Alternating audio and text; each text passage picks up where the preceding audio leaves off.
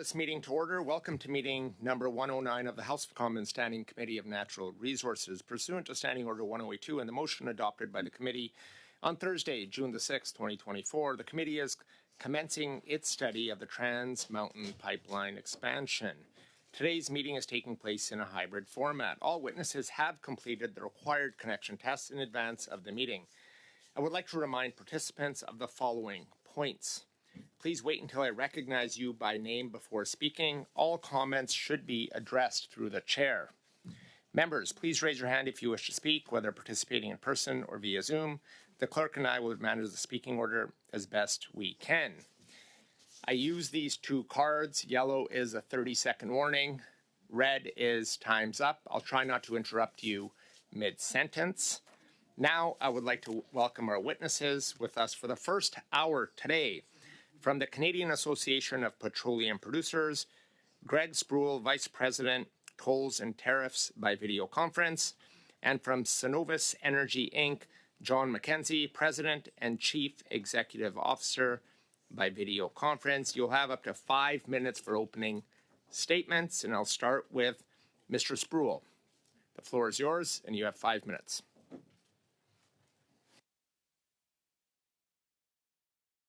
Unmute.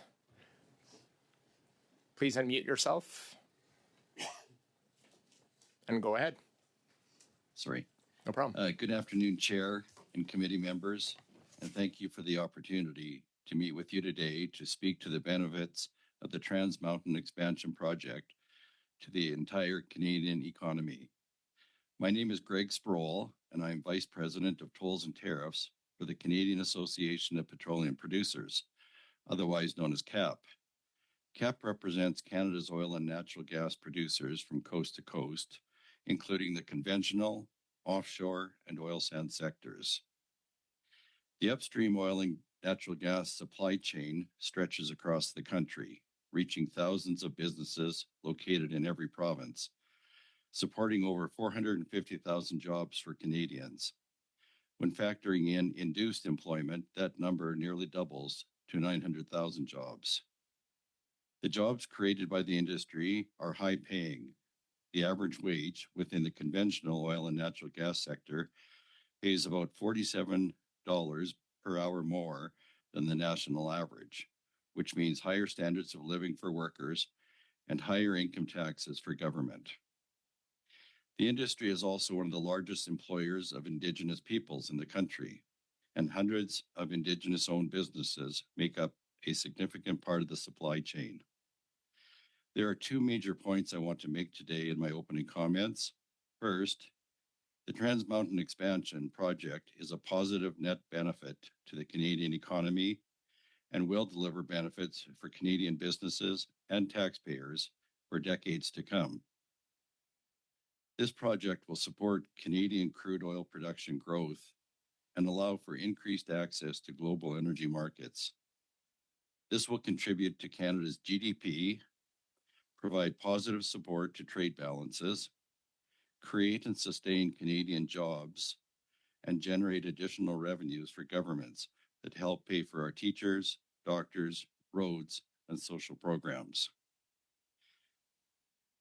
The Bank of Canada is expecting the project to contribute 0.25 percentage points to Canada's GDP in the second quarter of this year.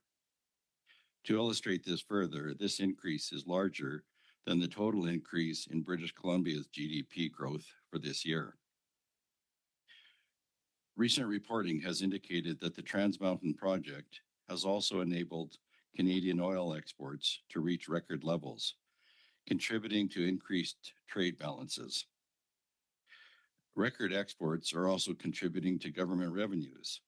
Looking back to the last fiscal year, Canada's oil and natural gas industry generated approximately $45 billion in revenues to governments at all levels through royalties, taxes, and other fees. This committee has been discussing in part the cost of building the pipeline. I would like to highlight the fact that much of the investment in building this project has supported Canadian jobs and businesses. Through construction, the project employed nearly 37,000 workers, including over 3,000 Indigenous workers, and over $4.8 billion in contracts were awarded to Indigenous-owned entities. In addition, over $600 million has been committed as part of mutual benefit agreements with Indigenous communities. The second point is that the project would have been even better for Canada if we had paved the way for private investment to build the pipeline. CAP believes that by creating the regulatory environment for the project to be economically viable for the private sector, the Government of Canada could have more appropriately de-risked the project while ensuring its completion. Policy uncertainty, interprovincial challenges, delays in project approvals, and regulatory complexity are making it incredibly difficult to build the nation-building projects needed to power Canada's economy. It is unfortunate that our complex and ever-changing regulatory environment is impeding Canada's ability to attract the private investment needed to build major projects like the Trans Mountain Pipeline expansion. We need to fix our major projects process to extract the true value from our natural energy resources and maximize the value for Canadians. Thank you for your time today and the opportunity to present the committee with additional information. I welcome any questions you may have. Thank you for your opening statement. We'll now go to Mr. John McKenzie from Cenovus Energy. You have 5 minutes. The floor is yours. Good afternoon and thank you. My name is John McKenzie and I'm the President and CEO of Cenovus Energy. I'd like to start by acknowledging that I'm in Treaty 7 territory in Calgary, which is also home to the Métis Nation of our Alberta Districts 5 and 6. I acknowledge these nations as the current and original stewards of the land. Mr. Chair, I appreciate the opportunity to speak with the committee today. Cenovus Energy is a Canadian headquartered integrated energy company producing oil and gas in Western Canada, Newfoundland and Labrador, and in the Asia Pacific region. We also have upgrading and refining operations in Canada and the United States. We are a founding member of the Pathways Alliance and a member of the Canadian Association of Petroleum Producers. And we are a shipper on the Trans Mountain Pipeline expansion. Canada's oil and gas industry delivers products to Canadians and the rest of the world that are required, necessary, and integral to support our modern standard of living and quality of life. We should never take this for granted. Hydrocarbons still generate 80% of our global primary energy supply, and the demand for these resources will continue to grow for the foreseeable future. With access to international markets, Canada is uniquely positioned to continue supplying some of the most responsibly produced oil at a time when the developing world requires energy to raise their standard of living. As the fourth largest producer and exporter of oil, Canada supplies nearly 5% of global production, and the reserves Canada has been blessed with allows our industry to make outsized contributions to this country's prosperity. Specifically on the TMX pipeline, I'd like to make two important points. First, the TMX pipeline is a critical piece of infrastructure allowing Canadian energy to access global markets, strengthening our sector and strengthening our country. Canada will enjoy these benefits for decades to come. Benefits that will make life more affordable for the average Canadian, extending far beyond the tolls that will be paid by the TMX shippers. These are long-term benefits that include high-paying jobs, increased taxes and royalties paid to all levels of government, strengthening our dollar, making the necessities Canadians import more affordable, and increasing capital investment in Canada. Our industry provides more than 450,000 direct jobs for Canadians, which leads to billions of dollars being reinvested in our economy. These are some of the best paying jobs in Canada, allowing people to earn a living wage and a high quality of life. Similarly, our industry is one of the largest employers of Indigenous Canadians, with salaries about 3 times the average for Indigenous workers in other sectors. We're also developing partnerships with Indigenous companies, which helps advance Indigenous reconciliation. Cenovus and our peers pay billions of dollars every year in royalties and taxes. Our industry typically pays more than half of what we make to governments. In 2022, for example, that number was $48 billion. That money is then invested in hospitals, education, social programs, and other priorities to the benefit of all Canadians. As major exporters, our industry strengthens the Canadian dollar. In 2022, oil and gas accounted for about 30% of all Canadian exports. Without our sector, Canada would have run a trade deficit of nearly $115 billion. The result would have been an even weaker dollar, increased cost of imported essentials such as fresh produce, clothing, construction materials, and electronics. To continue to increase our contribution to Canadians' quality of life, we must remain globally competitive with access to international markets like pipelines that the TMX represents. The second point I'd like to make is that it cannot take 12 years for a major project to be built as it did here. Canadians deserve better. While this project is an undeniable win for Canadians and demonstrates we can still build projects in Canada, it also highlights how cumbersome and inefficient our regulatory and approval process has become. The private sector should be able to build these projects, which are so clearly in the national interest, and not require this level of federal government intervention. And with that, Mr. Chair, I'm happy to take your questions. Thank you, Mr. McKenzie, for your opening statement. We'll now proceed to our first round of questions. This is a 6-minute round, and we'll start with Mr. Falk. You have 6 minutes. The floor is yours. Okay, thank you, Mr. Chair, and thank you to both of our witnesses for your testimony here at committee. It's, I found that very interesting and very useful. With the TMX here, we'll do a little bit of background, just a little historical numbers here. The government purchased the TMX project for $4.5 billion from Kinder Morgan after Kinder Morgan had made many attempts to get the project moving, but was stymied by unrealistic assessment requirements and just wasn't able to get the ball over the finish line to make it happen. So the government picked it up. What should have been a $9.7 billion project quickly jumped to 12.8, and by 2022 it was reported that the pipeline was now 21.4 billion. That was in December of 2022. In March of 2023, this committee heard that the project was now at $31 billion. In 3 months, the project had increased by $8.8 billion.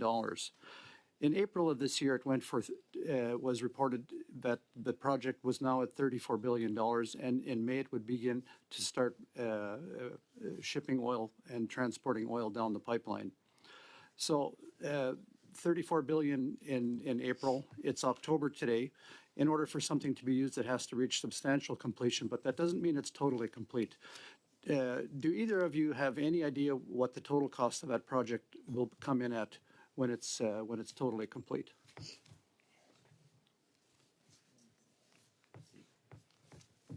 Maybe I'll start with the question. It's probably a better line for, or a better question for the people at Trans Mountain Pipelines themselves. My understanding is the last public figure was about $34 billion. What was reported back in April, although that will have been just to the point of substantial completion where the pipeline could allow oil to start flowing. And so I imagine that there could potentially be a different number by the time the dust settles. So can you talk a little bit about some of the things that contributed to the time that it took to get this pipeline built, the 12 years that you talked about? Was it government policy? Was it the requirements that were put on it by government, or what was the problem with the lengthy delay in getting this project to completion? You know, one of the things I'd say is that we don't necessarily have all the insight into the comings of going of the TMX expansion in terms of the things that they were going through to get this pipeline built. I think your observation, though, is correct in that this should not have taken 12 years to get built. The original timeline was much shorter. I think it is something that speaks to the regulatory process and our ability to get these major projects done in Canada. It's important that Canadians find out what the delays were that caused the lengthy delay. Yeah, and I think that's the work of the energy regulator. I think that is their job. Their job is to look at the spend and to look at the construction period and determine whether or not that was reasonable or not. So it's a better question, I think, for the regulator and TMX people themselves versus Greg and I. We are on the outside looking in. We're certainly a shipper, but we're not necessarily privy to the spend or the timeline itself. Okay, thank you. Mr. Spurl, you're in charge of tolls and tariffs. Can you tell me, prior to the TMX expansion coming into use, what was the toll rate to get oil from Alberta to coast? I'm going to give you an approximate in terms of off the top of my head, but I think it was in the mid $2 to $3 range, depending on whether it was heavy or light. But I think that's a fairly representative number. Okay, and Canadian Energy Regulator is the entity that establishes what the toll rate will be. What are their considerations in determining what the tolls should be?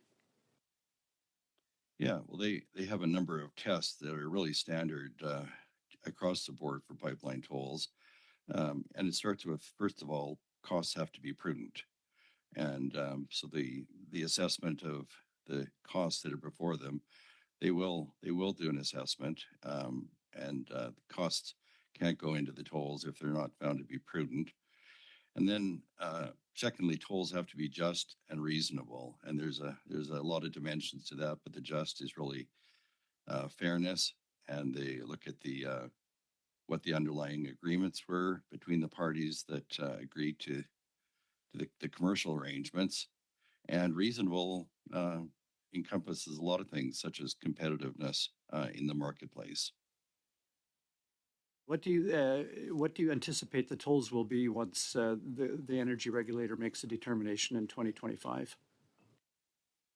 I don't have any particular insight into what they're going to be beyond what's being filed. The CER will make that determination. I think the current tolls, some have suggested, are represented. The shippers would love them to be less, but they are equal for other tidewater access from Canada. Thank you. We'll now go to our next speaker, Mr. Bruson. You have 6 minutes. Thank you, Mr. Chair. And I'll say I appreciated that Mr. Falk started with a little bit of historical context, because I think that today, when we're talking about issues that are important, like energy, about our economy, and about climate change, it's important for us to talk about historical context too. And the historical context I want to start with is that under the previous Conservative government, there was no climate plan. There was actually no path to reduce emissions, and emissions were tracking up. So in fact, estimates are that if we had stayed under the previous Conservative government's plans, we would have actually seen emissions track up by 2030. It would go up by 41%. So I think that it's important to take that context into place when we're talking about the work that we've been doing as a government, because we've had to turn a big ship around. And we did that. We put in place a climate plan that includes carbon pricing as a very central and important part, and I'll be getting back to that a little bit, but also with investments to support clean energy, investment tax credits and the like. And it's been working. And I think that that's really important when we're talking with people too, is to really highlight that it was a huge ship to turn around. Like I said, 41% would have been where we would have been going higher. We're actually tracking emissions down. So we're seeing that our emissions at this current point are dropping. It's at the lowest it's been in 3 decades. And that's while our population's been going up. It's while our economy has grown that we're seeing it. And I'm basing that on 2 things. I would say on the inventory report that we provided to the UN, but also the latest Canada Climate Institute review. And so going to the Canada Climate Institute piece, they pointed to a lot of it was through electricity, that we saw the reductions coming through. one of the things I found interesting, and I'm going to be getting to this in my questions actually to our witnesses, is our emissions would have been so much lower if it had not been for the increases we've seen in emissions from oil and gas. And that's why the oil and gas cap that we're going to be putting in place on emissions from the oil and gas industry is so important. And I find it fascinating because I thought the industry had been saying until recently anyway, and I'm going to ask them about this, that they were working to get to net zero by 2050. But actually what we're seeing right now when we're looking at our inventory reports on emissions is that emissions are tracking up from the industry. So that's kind of a bit of the framing of where my question is going to come from. But I do want to also point out, the largest single tool that we've had to reduce emissions has been carbon pricing. It's actually about a third of the reduction. It's considered the most efficient way to do it. It's the least expensive. And look, I'm not surprised. I'm not surprised that the Conservatives have opposed carbon pricing because that fits with our track record. And frankly, it also fits with what members on this committee have done in the past when they've talked about how they don't actually really believe in human-caused climate change. But I will say, and I think it's important just given that we have the leader of the NDP joining us today, I was surprised to see the NDP follow the Conservatives down that path and to choose to step away from carbon pricing, because that alone could lead to 80 million tons of reductions by 2030, carbon pricing. So it is one of our most effective tools. And today, welcome Mr. Singh to our committee. But, when he comes to say that he's going to be holding oil and gas to account, I would also be curious, his party has stepped away from what we have as the strongest tool that we have in place. Mr. Brusinowski, to hold for a sec, we have a point of order from Mr. Angus. I'm just trying to get clarification because I know she doesn't want to talk to the main oil sands companies, but we certainly could bring Mr. Singh as a witness at another time. But I think the oil sands industry is something that the Liberals are very uncomfortable about asking questions to. So I could bring him as a witness at another time. Would that help? Yes. I heard that is not a point of order, and I think that's engaging in debate. So we'll proceed. Please, colleagues, a reminder, let's use point of orders for point of orders, not to engage in debate. You'll have the time to ask questions and engage in debate when you have the turn. Mr. Brusin? Like during that, like we'll stop. Your clock will start when you start speaking. Actually, so anyway, I'm curious about that piece. But I did actually have a question, if I would start with Cenovus. It's actually about the most recent ESG report that they put out in 2023 that seems to be missing the letter E. What I saw in the report is it said, this report differs from our previous environmental, social, and governance reports in that it does not include information regarding Cenovus's environmental performance and plans due to recent changes to Canada's Competition Act. We have made the decision to defer reporting on our recent environmental activities. And the Competition Act changes that we're talking about is just that when you make a claim, you have to back it up with evidence. So I would like to know from Cenovus, what are the portions of the report, like what did you have in the report that you withheld because you didn't feel you had the evidence that would support it under the Competition Act rules? No, and thank you for the question. Firstly, I would say that nothing has changed at Cenovus in terms of the work we're doing with regard to carbon emissions and our commitment to the environment.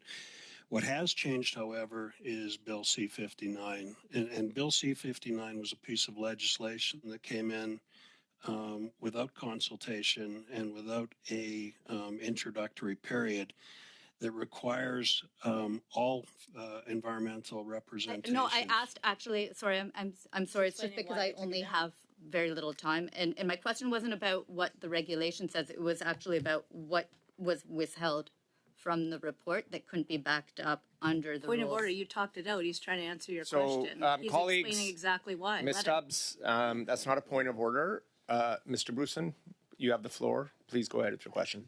I was just hoping he could explain to me what was held back that couldn't be backed up by the evidence in that report.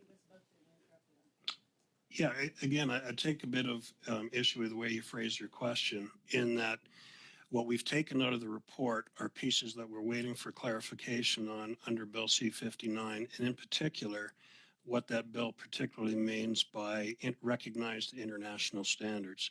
So once we have some guidance from the committee, we will be making an assessment as to whether we can start to re-release that information. Thank you.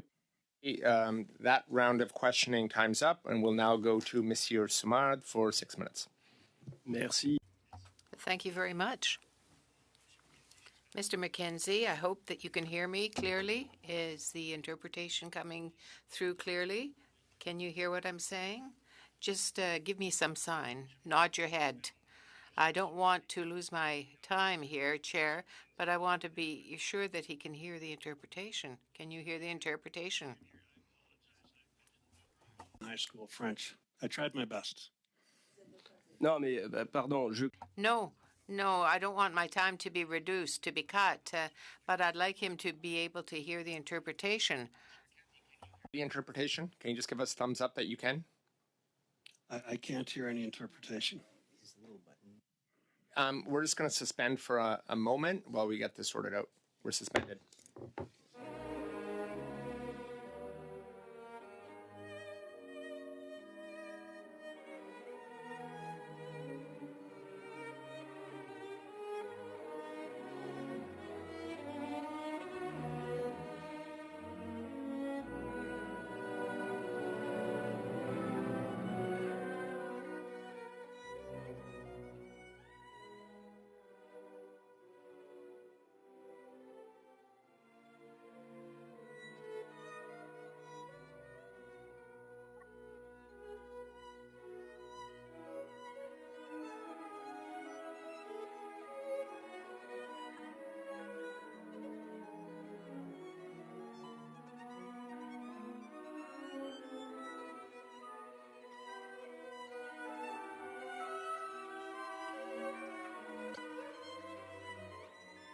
Interpretation is coming through. Monsieur Simard, please, I paused your time, so please go ahead. merci beaucoup. Thank you very much. I do have a question for you, Mr. McKenzie. I see that the interpretation is reaching you now. I know that you're part of the Pathway Alliance, and one of your colleagues, Mr. Derek Evans, who recently gave advice to Mr. Poilievre, the leader of the Conservative Party, by saying that carbon pricing would be essential. I find that interesting. I do believe that there has to be a price on carbon, but we did ask Mr. Poilievre the question in the House if he was in agreement with what was said. What Mr. Poilievre said was this: it seems to me that's another useless lobbyist who is saying stupid things. The lobbyists for major entities like that and for major corporations very often have no difficulty to force workers to pay more tax on gas. I'm incapable of doing that. I want to do what's best for consumers, and I want to reduce tax and taxes. He's talking about the carbon tax here, of course. So you want to reduce your carbon emissions as head of your corporation. Would you agree with carbon pricing? And if so, do you think that you're a useless lobbyist?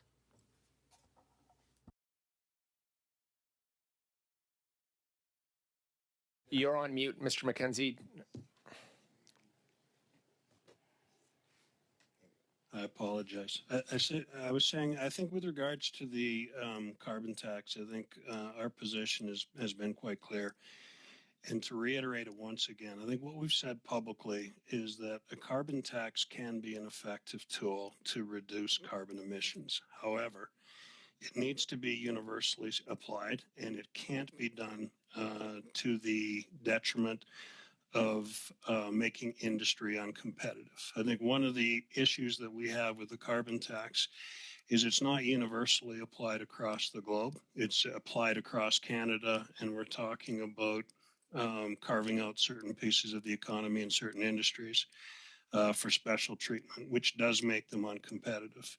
I think the problem, again, though, is that we compete in a global world and we are applying a carbon tax only nationally, which does make our industry less competitive globally.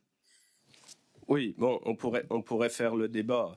Je crois que Yes, we could debate this matter, but I think that there's a simple solution, and I think it's polluter pays, would you not say? The more you pollute, the more you should pay. And we know that the emissions are high, but I'll leave this to your judgment. You can reflect on it because you are in favor of carbon pricing, of a tax on carbon. I have read in some articles that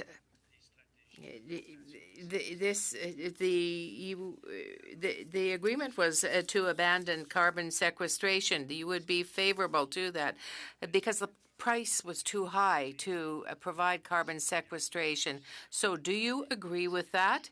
Do you think that this is something that can be dealt with from the financial perspective by your industry on the short term?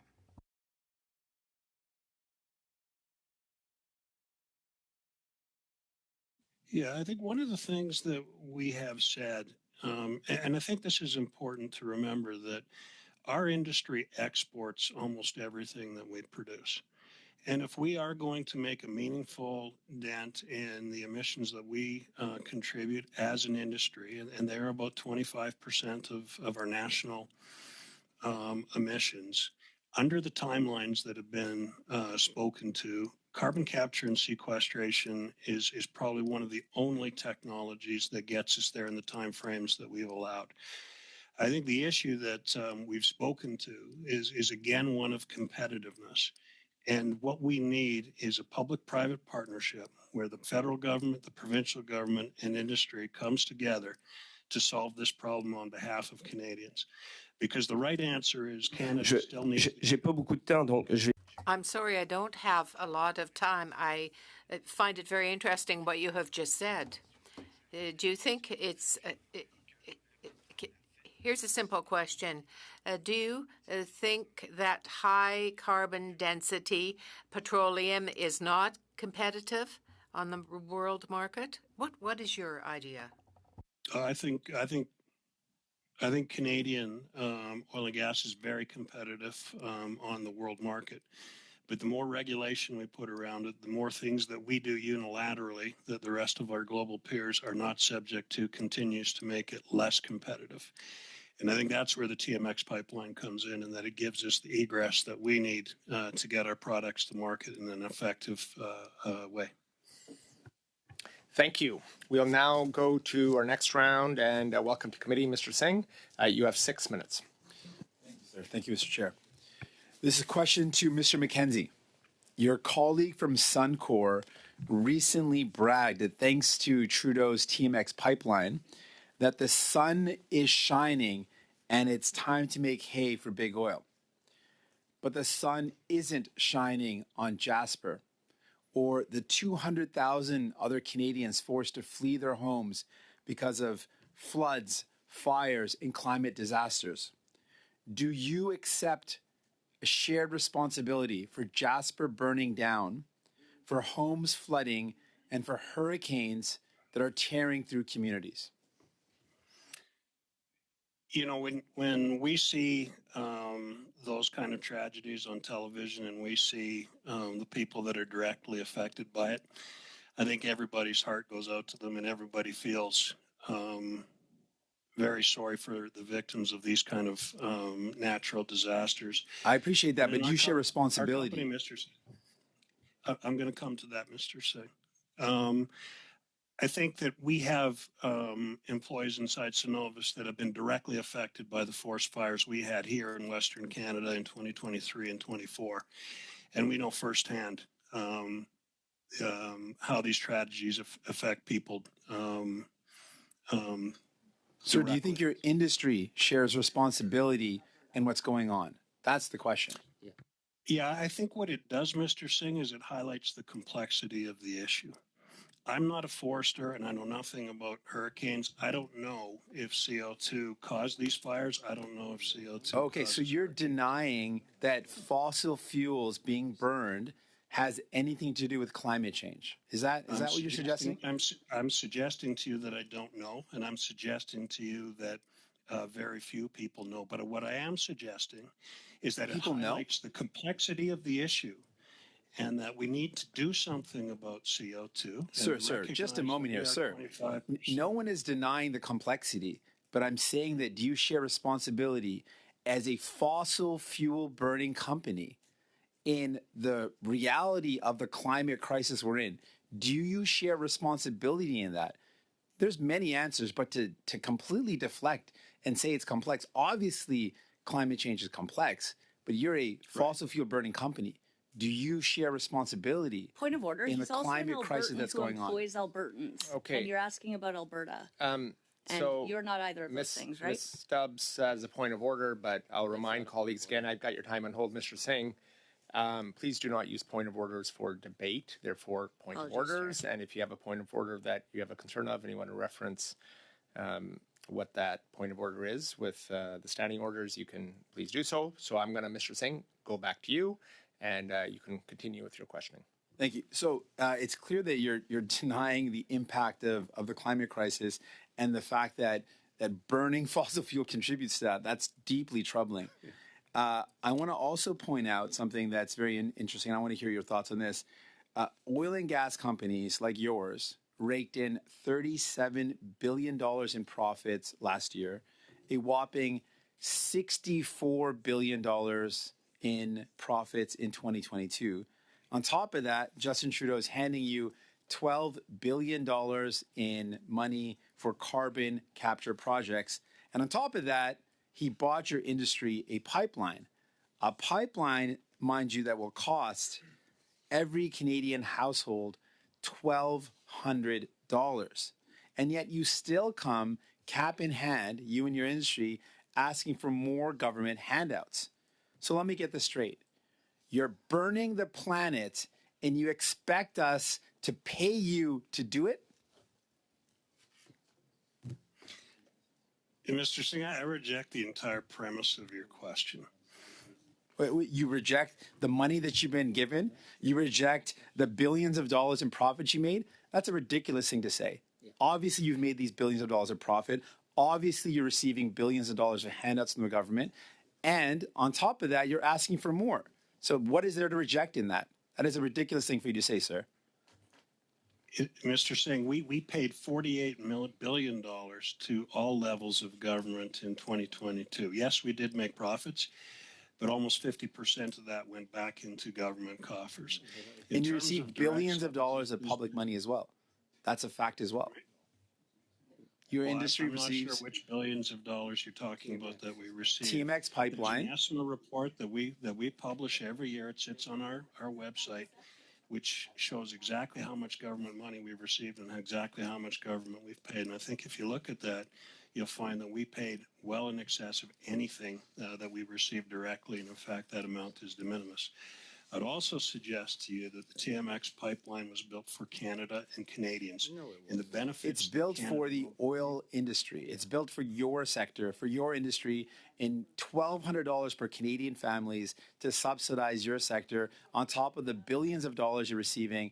And then you're still asking for more money. So you're literally asking Canadians to pay you to burn the planet. So we are asking for nothing from the Canadian government. Mr. McKenzie, I'll ask you to hold on your answer. We have a point of order from Mr. Falk. And please, Mr. Falk, point of order, not for debate. So go ahead. Because I think Mr. Singh is financially challenged. I don't think he understands income and expense statements or, well, he's asking. Order, Mr. Falk, I'm going to cut you off. That's not a point of order. You're engaging in debate with a member here and directly targeting them. You can use that on your time if you choose to during your time to ask questions to the witnesses and direct them towards them, not towards other members. Mr. Singh, your time is on hold. I'm going to turn the floor back to you. You have about 45 seconds. Mr. McKenzie, Canadians are making sacrifices right now. They're making sacrifices like fewer groceries in the cart. But you sure as hell don't have to make those sacrifices. Your CEO pay in your sector is up as much as 75%. Mr. Singh, I'm going to ask you to hold again. We have another point of order. Go ahead, Mr. Falk, on a point of order. On a point of order, the Speaker of the House recently called a member in the chamber out of order for using the kind of language Mr. Singh just used in committee, and I'd like him to withdraw that. I'm not. You don't even know what the language is. Mr. Singh, just hold a sec. Yeah, this is interference, Chair.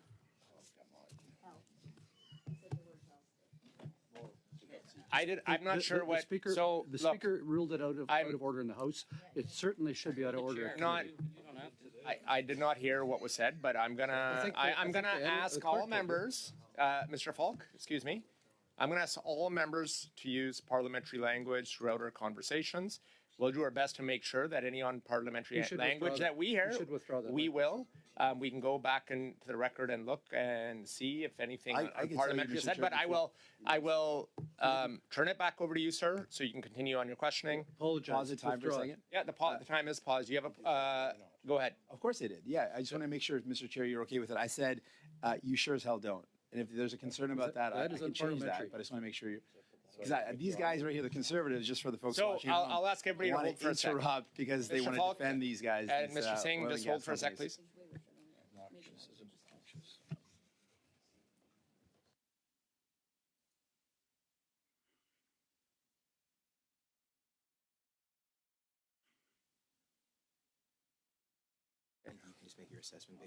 So I will ask colleagues, once again, or remind colleagues, I haven't seen the speaker's ruling on on the language used.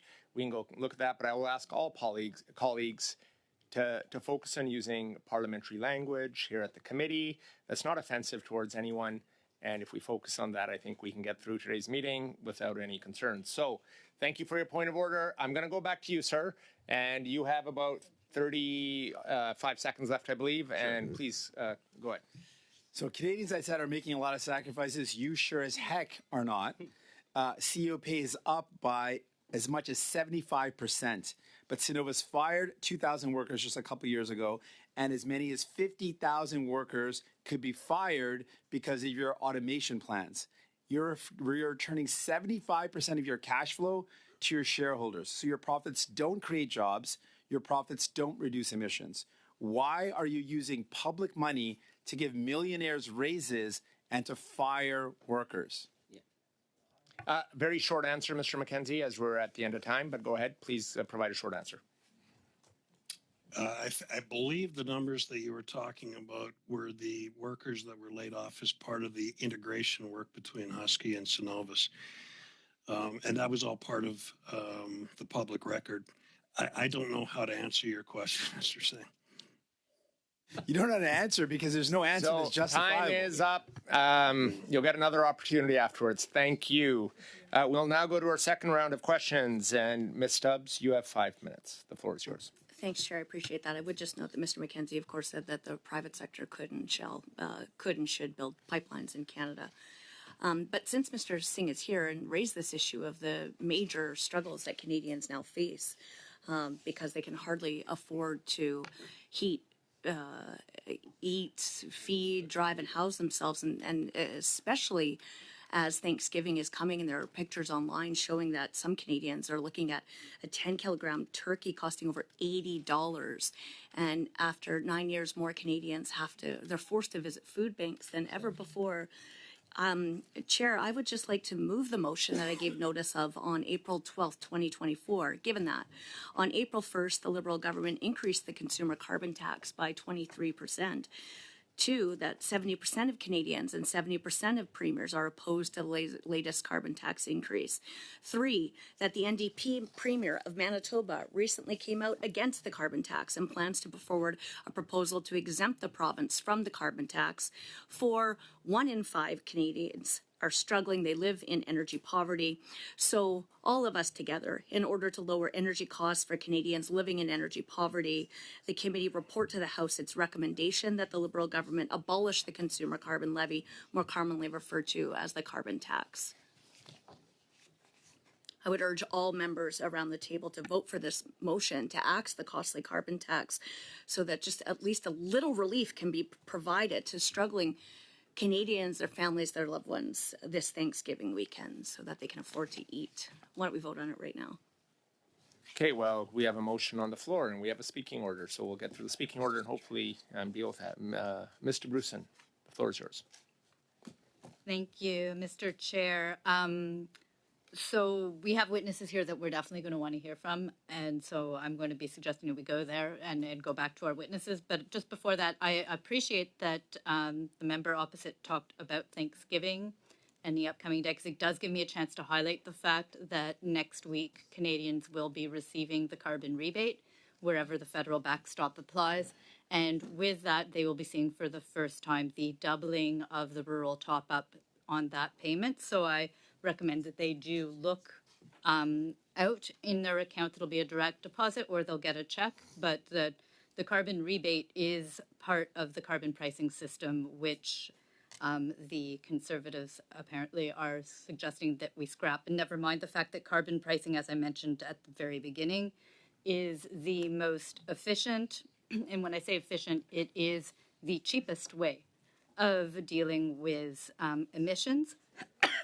And that's supported by so many economists who back us on that, so that there may be other pathways to doing it.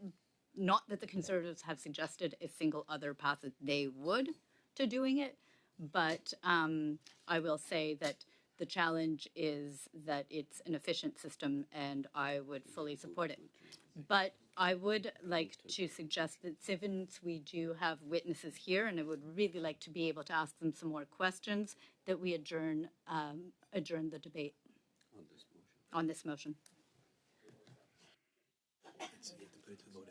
Okay, so we will put it to a vote. Go ahead. Call the roll, please. Yes, sir. So the question is that the debate be now adjourned. Mr. Bruson? Yes. Mr. Morrissey? Yes. Mr. Jahari? Yes. Ms. Romanado? Oui. Mr. Hanley? Yes. Mr. Dreeshen? No. Mr. Falk? No. Mr. Patzer? Nope. Ms. Stubbs? Tangled web, but nope. Monsieur Simard? Oui. Mr. Angus? Yes. It's adopted. 7-4. It's adopted. Adopted to adjourn. 7-4, debate is adjourned. So we'll go back to Ms. Stubbs on the questioning. Go ahead. Thanks, Chair.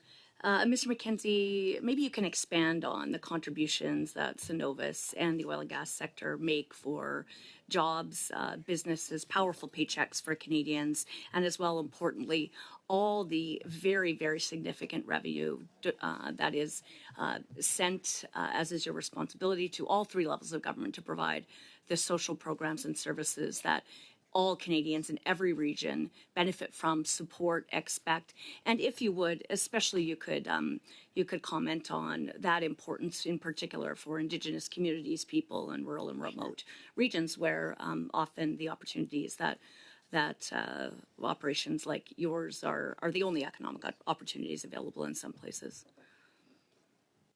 Sure, and thank you for the question. I think I mentioned in my opening remarks that the oil and gas industry provides 450,000 well-paying jobs to Canadians. In Cenovus itself, we employ more than 8,000 employees, and those are well-paying jobs that pay well above industry average and allow people to live independently, allow people to enjoy a high quality of life and a high standard of living. I think similarly, this industry, because we export our product, creates a demand for Canadian dollars, which increases the value of the Canadian dollar and supports all Canadians in the products that we import. And I talked about that as well. But I think the biggest contribution by far is the amount that we pay in taxes and royalties.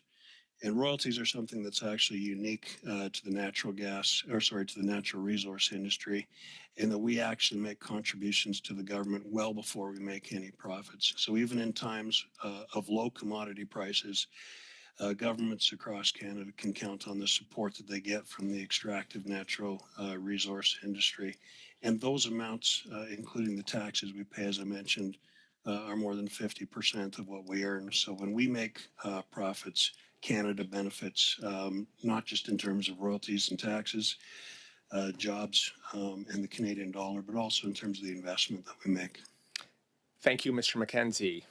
We'll now go to our next speaker, Mr. Juari. You have 5 minutes. Thank you, Mr. Chair, and thank you to the witnesses for your testimony today. I'm going to go back and focus on Trans Mountain Pipeline expansion and why we're here, and really frame my questions around three themes. The economic benefit that we've been talking about, kind of in a little bit of a different way.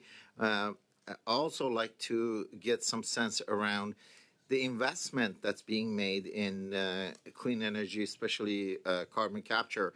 And thirdly, I want to, when I get some time more, I want to talk about the safety aspect of the Trans Mountain Pipeline. So I'm going to start with Mr. Sprout and Sproul. My apology. Can you give me some ideas around economic benefit, whether it hits our GDP at the national level? We are almost a $3 trillion economy now. Around the jobs that specifically this pipeline will create, around the trade surplus that we've been experiencing, and specifically around the indirect impact, the downstream impact, and finally the benefit of our the contracts that's been awarded to the Indigenous businesses. Can you give us some indicators around those? Thank you for your question. And I think I provided some statistics in my opening statement, but let me expand a little bit on that. And I think, in terms of post-construction during the operating period, over the first 20 years of the project, Trans Mountain is expected to provide another 36,000 man-years of employment. Huge employment base, huge tax base for the country. It's this kind of economic stimulation the country needs in terms of contributing to the GDP and to have a tax base. On the export side and balance of trade, we're already seeing 300,000 to 400,000 additional barrels being exported from Canada. There's room for a couple 100,000 more in there. That not only has a direct benefit in terms of direct value, it's reducing the differential that was in place for Canada being a locked-in supply and one major customer, and that reducing that differential. I think these numbers they come from the Parliamentary Budget Office. For every $1 in differential, it's $1.2 billion increase in GDP for Canada. And the National Energy Board, at the time of approving and reviewing the Trans Mountain expansion, was thinking that differential may shrink by approximately $9. We don't have an exact forecast, but we've already seen a shrinking of that. That would lead to hundreds of billions of dollars of economic impact over a 20-year period for Canada, and it would have been lost without this project going forward. So huge benefit in terms of trade balance, tax base, employment. In terms of Indigenous, I think I gave a number of the direct employment and ongoing arrangements, but the oil and gas industry is, I think, it's been a major employer for Indigenous people. It's providing them with one of the highest, I think, the highest in terms of Indigenous opportunities for employment. Our figures show that on average, it's about $140,000 a year in terms of salaries for Indigenous jobs. And it's really closed that wage gap between Indigenous and non-Indigenous. And I think we're seeing now the opportunity to move forward with not just jobs and benefits agreements, but we're seeing the move towards equity participation in the energy industry, really leading the country. And that's really the next generation of opportunity for Indigenous communities. Thank you. Second, and I want to set the stage for whenever I get the next round. I'll be focusing on the clean energy and carbon capture. So both Mr. McKenzie and Mr. Sproul, please get ready. Thank you. We'll now go to Monsieur Simard for 2.5 minutes. Go ahead. Merci, merci. Thank you very much, Chair. Earlier, Mr. McKenzie, I thought, can you still hear me? At least I hope so. Earlier, I think that you ended up by talking about the competitiveness of your oil and gas sector. You think that an oil and gas tax could be all right in terms of competitiveness globally. That we are aware of the fact, given the climate crisis, that there is a need for a tax. But it seems to me that there is a gap here. Ms. Stubbs, my colleague, presents carbon pricing as something terrible. I've heard the leader of the official opposition say that in Alberta, there are teachers were not able who no longer had jobs because the schools couldn't be heated. And there were also nurses in Alberta that were resigning, like the teachers, because you could not heat the hospitals. What do you make of that? If you were to be able to deal with the Pathway Alliance, is there not some sort of gap between industry, which tries to update its practices in terms of carbon, and a Conservative Party that is still even more pro-oil than the industry itself? What are your comments on mine?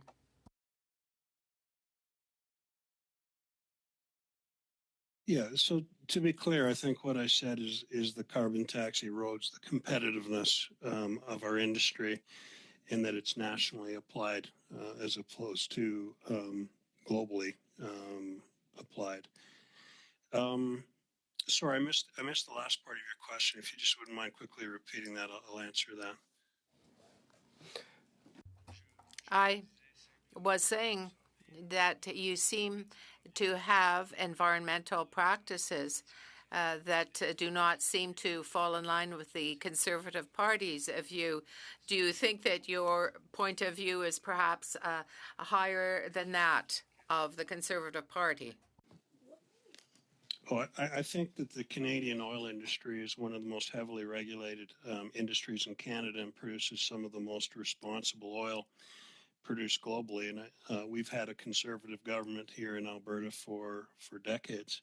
If we go beyond carbon to look at freshwater use, land reclamation, among other things, Aboriginal reconciliation, I think that this industry is leading the globe, I think, in terms of sustainably producing barrels for the international market. Thank you, Mr. McKenzie. We'll now go to Mr. Angus for 2.5. Go ahead, Mr. Angus. Well, to put this meeting in perspective, it was called to look at why the government gave $34 billion of taxpayers' money so your industry could massively increase oil production, which you're determined to do, massively increase fossil fuel burning in total disregard of science and Canada's global obligations. And I expected better, honestly. And yet you came here and both of you said not a single word about climate, not a single word. And when you were asked about it, you gave us this impression that you didn't really know, you didn't understand if there was any connection at all. We were all in this together. No, we're not all in this together. This is your industry doing this. And we have now 86 plus lawsuits coming in. Chicago, Colorado, California, about what you knew and when you knew it. So I'd like to ask you, Mr. McKenzie, I read you the California indictment. It's fascinating. I'm sure you should read it. It said the defendants, that's your industry, could have refrained from undermining the global effort to mitigate the impacts of GHG emissions or contributed to practical technical strategies that would have allowed them to continue their business ventures while supporting a transition to a low carbon future. Nah, you weren't going to do that, right? Instead, defendants devoted significant efforts to deceive consumers, deceive lawmakers and the public about the existential hazards of burning fossil fuels. And that you knew back in the 1970s and 80s the exact kind of catastrophe that our children are living now. And so here you are again. This is like the big tobacco moment. You could come here and you could say, you know, yes, we have a responsibility, and yes, we're going to mitigate. But no, you're blowing smoke in our face, saying you're not going to want an emissions cap, saying it's the public's responsibility to work with you if we want to lower emissions, and you won't even release your environmental reports. You're keeping them secret. Simple question. What do you say to my children and your children and our grandchildren that they're going to live on a burnt planet because you were too busy making money hand over fist to even come and do responsibility for addressing the crisis that your industry has caused? Mr. McKenzie, I'll say just a short answer. Go ahead. Yeah, no, thank you for your question.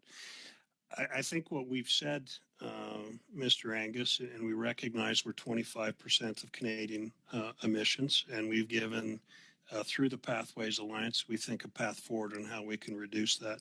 But you haven't reduced. You've continued to increase emissions. Everyone else has done their part. Time you is up. continue to rise, and it's a lot higher than 25%. So don't I just want to play get games Mr. with us. McKenzie to finish. Mr. McKenzie, in like 5-10 seconds, please wrap up. I think the only thing that we were trying to highlight, Mr. Angus, is this is a very complex issue that requires not just environmental lens and perspective, but it also requires an economic, political, geopolitical lens as well. And we need complex solutions for complex problems.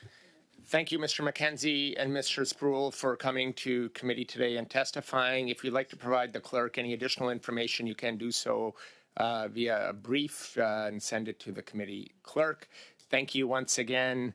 And colleagues, we'll now suspend and get our next panel set up Chair, I'd for like a to few ask for minutes. UC to ask a question. We're suspended. They can block it, that's fine, but I want to ask. I already called it, Mike. We're suspended.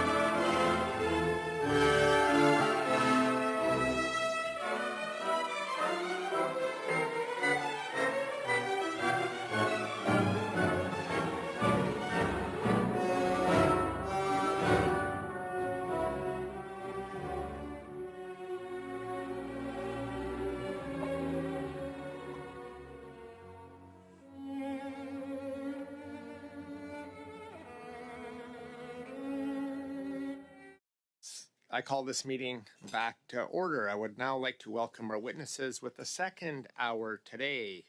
From Red Nation Natural Law Energy, Travis McGinnis, Commander-in-Chief. And also joining with Red Nation Law Energy is Brittany Thomas, Executive Administrator. And from the Tsleil-Waututh Nation, Mr. Reuben George, Spokesperson, Sacred Trust Initiative by video conference. You have up to 5 minutes for your opening statements. I do use these yellow card for a 30-second warning and the red, that's time's up. I'll try not to cut you off mid-sentence. And Mr. George, we will begin with you. You have 5 minutes. Please go ahead.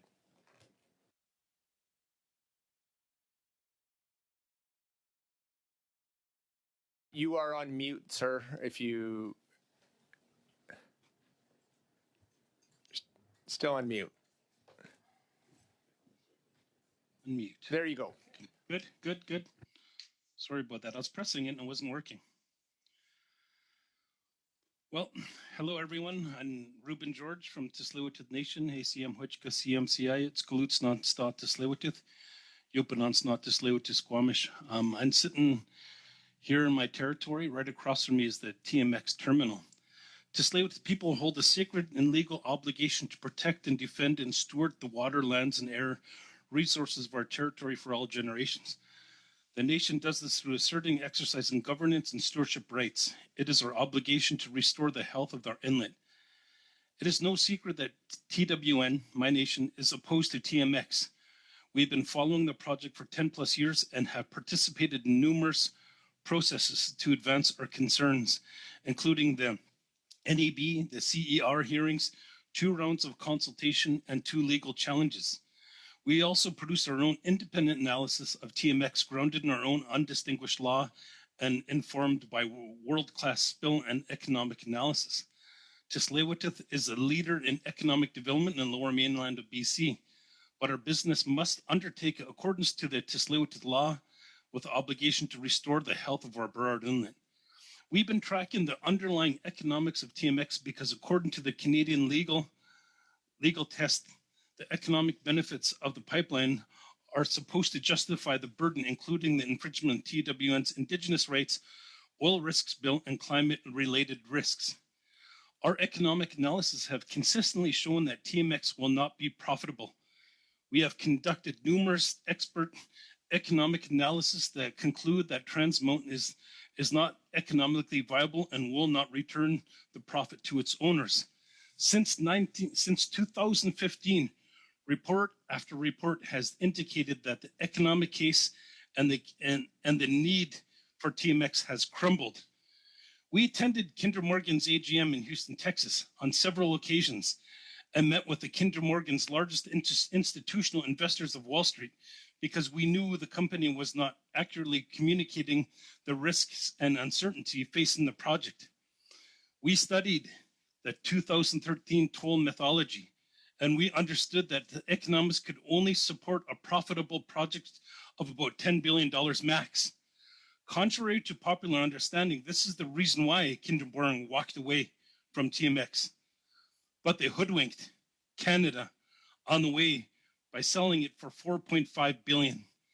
Finance Minister Monroe said after the purchase, TMX would be operated on a commercial basis. That has not happened. A commercial operator would not have applied to the CER for a toll that recovers less than half of the cost of the construction. Imagine what would happen to Enbridge's shared price if they tried that. And if the CER approves the toll Trans Mountain applied for, it means that $17 to $20 billion loss to its owners. The CER has been put in a position where it's not designed to regulate. There may be other benefits for Canadian economy, as you heard, but the Trans Mountain will lose a significant amount of the tolls as applied as the tolls for approval by the CER. The only other option is the oil companies pay more. The pipeline more for the pipeline that only serves them.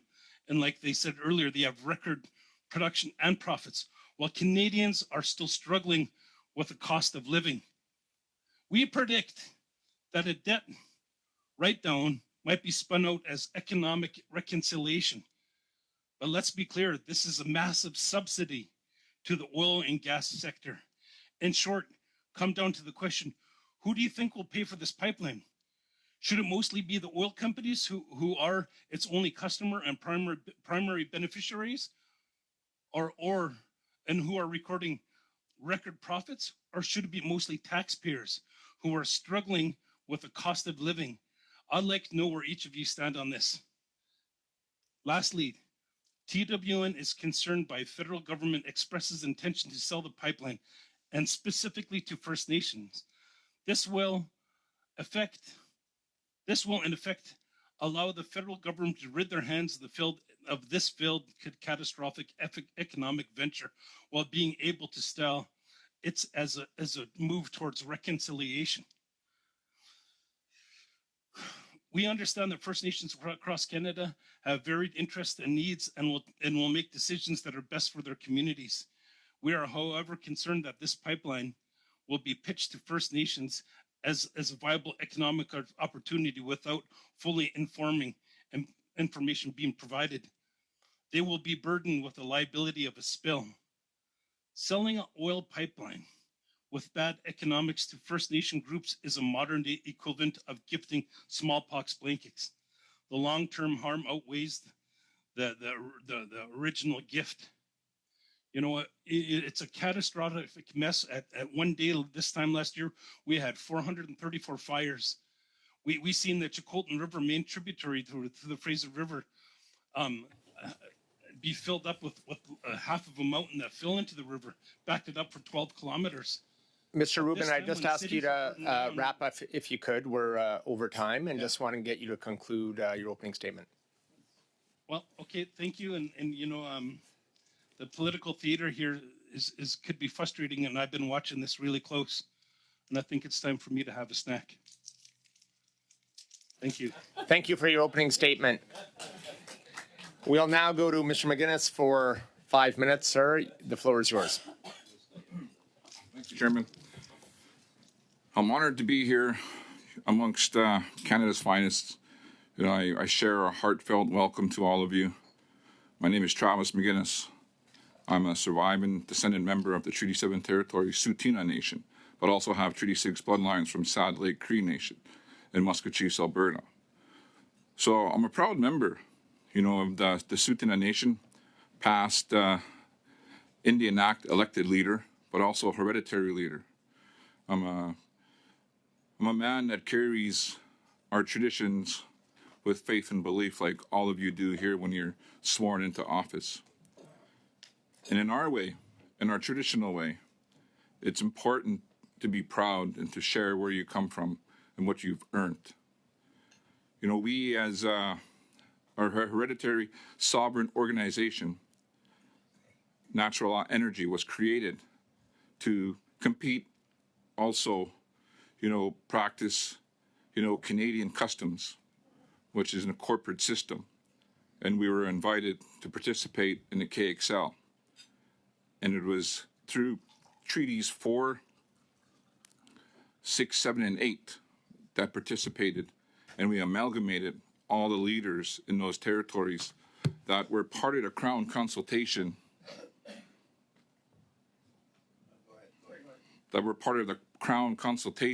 here in Ottawa that were invited by industry. And at that time, we as Natural Law Energy, we were invited by Canada again to participate in the engagement process over 5 years ago with the Trans Mountain. Our people, natural law, is a constitutional word for our people.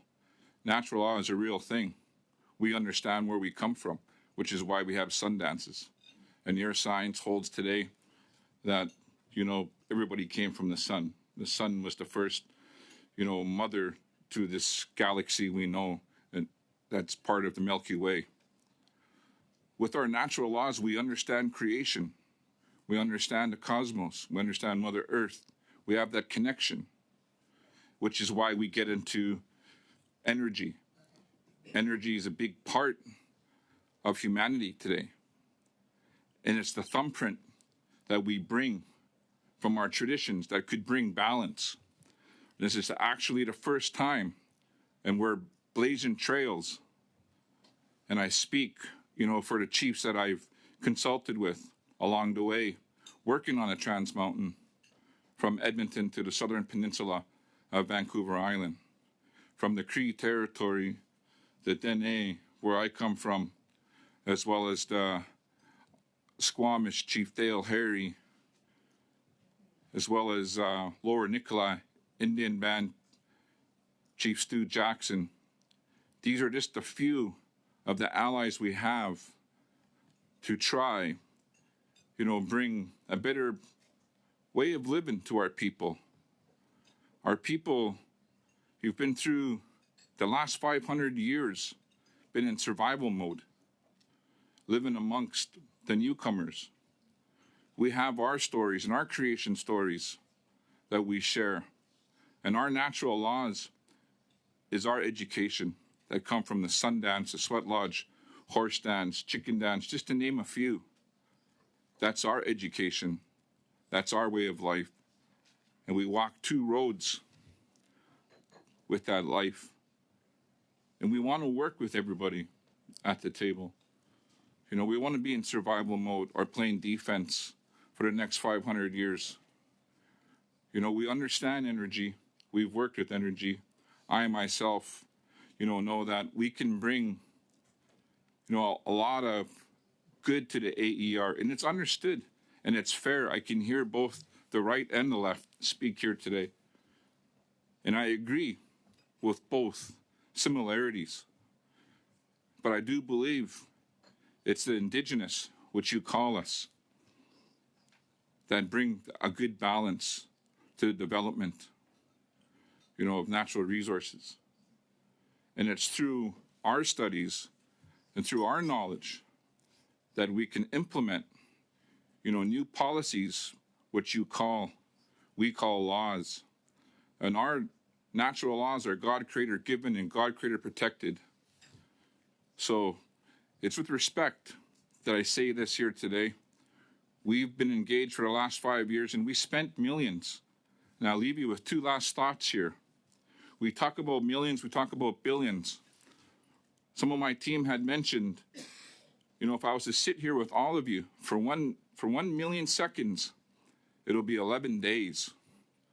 But if I'll sit here with you, all of you, for 1 billion seconds, it'll be 33 years. So I say that with respect.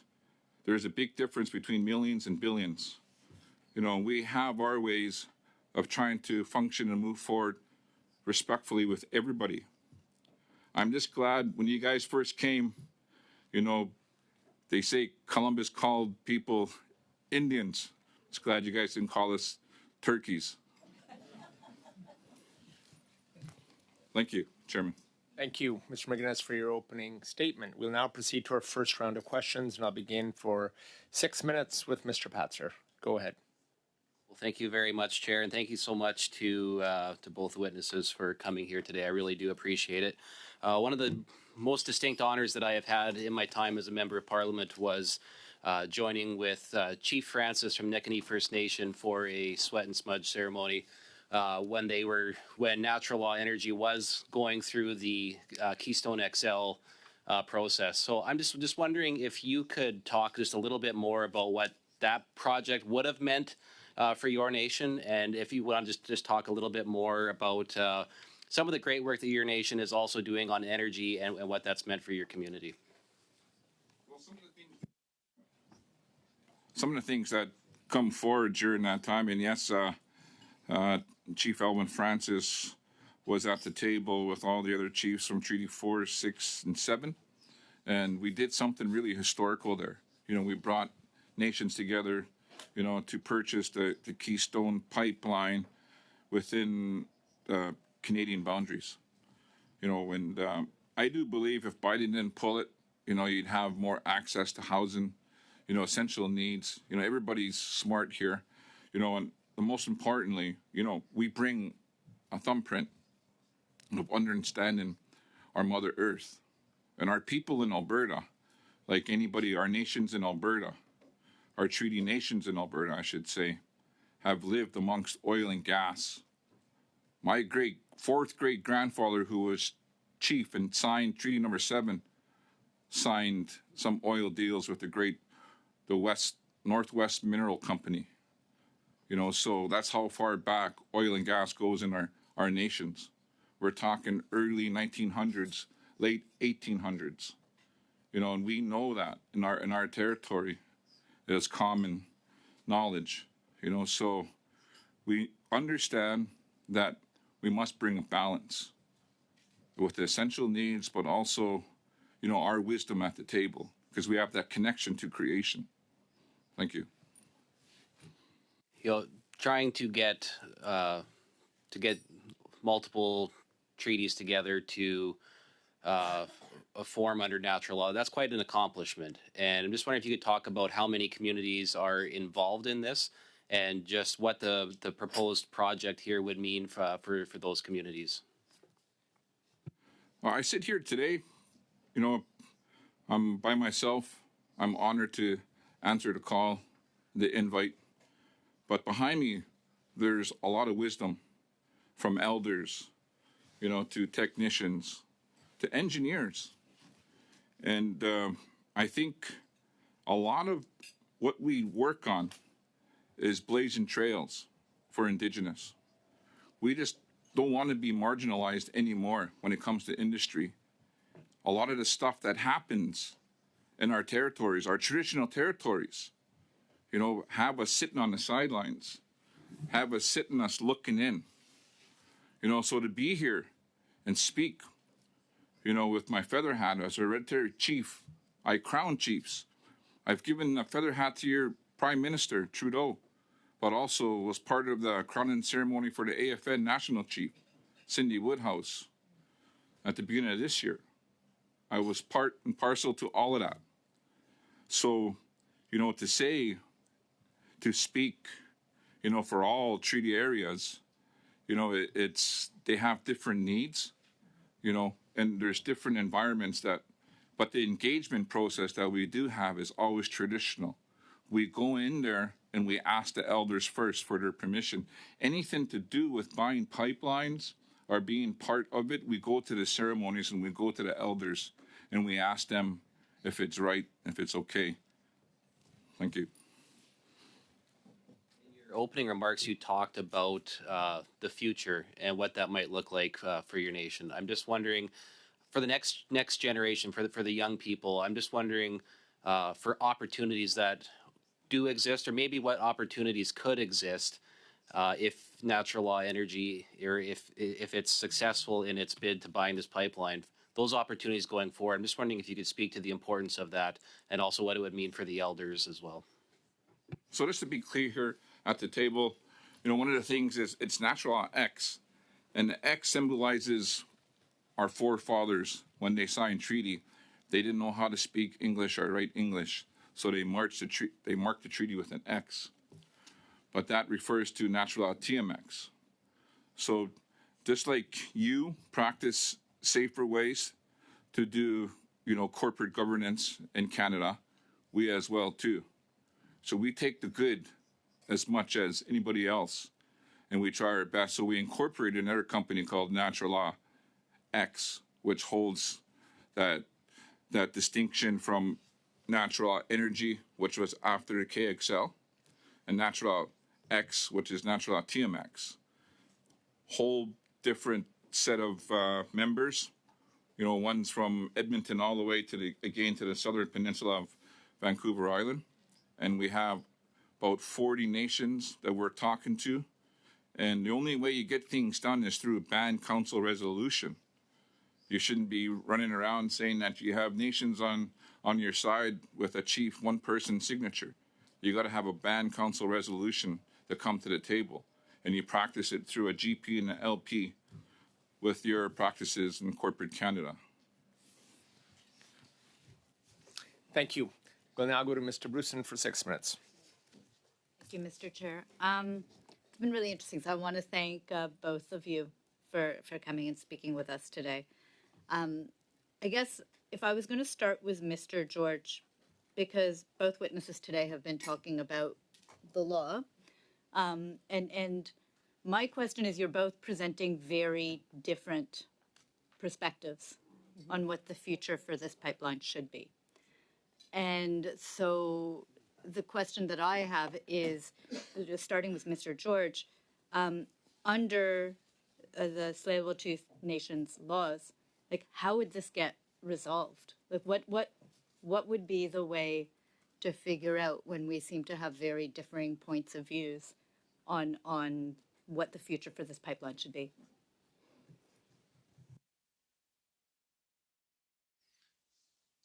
It should never been built. It should never been built from the very beginning. When we went to the National Energy Board, they gave us 45 minutes to explain a 1,200-page assessment. At that time, they hired Stephen Kelly, put in 20% of Kinder Morgan's application on behalf of Kinder Morgan to the National Energy Board, then was hired by the National Energy Board. Then they said, we're going to fix this mess, which was the ministerial committee. But then they said we hired First Nations. But those First Nations were former employees of Kinder Morgan. This is what we've been dealing with the whole time, right along the way. What we do as the Tsleil-Waututh Nation, first time in 45 years, we did a clam harvest because we're cleaning. We hand-planted eelgrass, which brought back herring, which brought back gray whales that I first time I've seen in 40 years. I never seen a sea lion in this inlet, and they came back. Our salmon count went down to 6,000. We brought it up to 10 years ago. We brought it up to 1.3 million in one day last year. It's up in the millions. But that's what we're protecting. Canada's voted Vancouver's voted one of the most beautiful places to live. And that's what we want to continue to have it be. There are green energy alternatives. There are things that I'm working that make sense. This doesn't make sense. It's, it's 17 to $20 billion problem that isn't going to go away anytime soon. This is what the taxpayers are stuck with. I'm afraid for my friend, my brother, and my relation that, like I said, it's economic smallpox. I'm happy to sit down with you and share the work that we have done, share the work that we have showed working with world-renowned economists, showing that this is a disaster. You there? Because I appreciate that answer, but I guess I'm just trying to figure out how how to resolve between the different perspectives we're getting, and maybe if I can then turn to you, Mr. McGuinness, as to what would you say when you've been talking about the natural laws, how would this get resolved? That there's a very, very distinct difference of opinion here about this pipeline. Respectfully saying, I don't want to come across ignorant or too bold here, but I'll just say there's a lot of things that should have happened. A lot of things should have taken place. One of them things my forefathers would say would be residential schools shouldn't have happened. But we got to move forward, and we got to try to practice what we know, and progress is something that we understand. And it's energy that we understand too. Energy is spiritual. So I represent, like I said, a coalition, and our numbers in Alberta alone are in the tens of thousands each nation. One chief, Sad Lake Nation there, has close to 15,000. You look at Muscatries, 20,000, and our numbers don't resemble how many numbers they have in other provinces. You go to Saskatchewan, there's 72 nations there. Alberta, there's 48 nations. You go to BC, there's 200 and something nations there. But our numbers are pretty high when it comes to demographics. And there's a lot of leaders there that look to energy for survival. But keep in mind, we haven't been at the table. It's going on over a century. We haven't been at the table, to leave our thumbprint on resource development, to help maybe bring balance, to what we see and what you and all your colleagues are talking about today. And a great leader from the NDP spoke about today as well. So I hear that and we echo that, and we're all responsible. But when we go out and do something for anything that we do, if we take something from Mother Earth, we offer something first, because our natural laws are God creator given. Canadian law is man-made. So, to activate a Canadian law, the way we look at it, and you hear it from elders. When you do something wrong, man-made laws, you have to go get a sentence, something bad comes out of it, you break the law. But in our natural laws, you give first. You go take a plant from Mother Earth. You get a good smudge, something good comes to you. That's an ideology, an example that I give back to you. Thank you. We'll now go to Monsieur Simard for 6 minutes.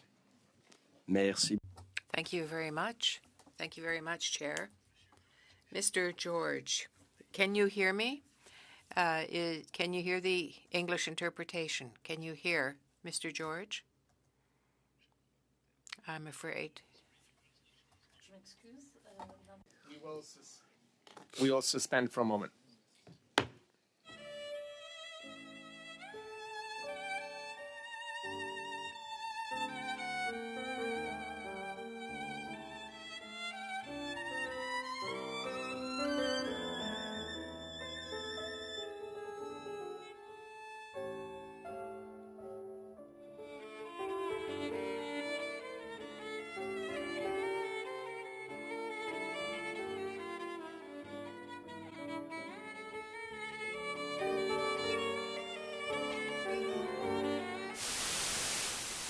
The floor is yours. Go ahead.